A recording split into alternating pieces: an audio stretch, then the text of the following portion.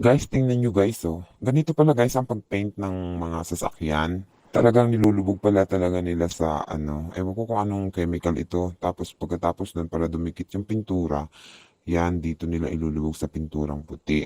Yan siguro yung primer nila. So nakakamanghalan talaga no, ang gumawa ng sasakyan. O pagkatapos niyan, iaangat nila. Yan.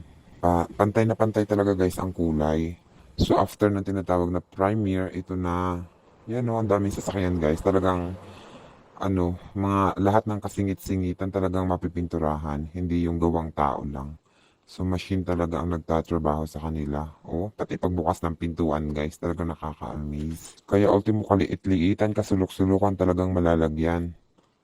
O, di ba? Nakakabilib talaga. O, akala mo tao lang gumagalaw. Pero pagbukas ng pinto, robot pa rin. O, di ba? Grabe guys. O, di ba? Malapit nang matapos. So, ang mga tao, check-check na lang. O, katulad ng mga to. O, di ba? Saan ka dyan?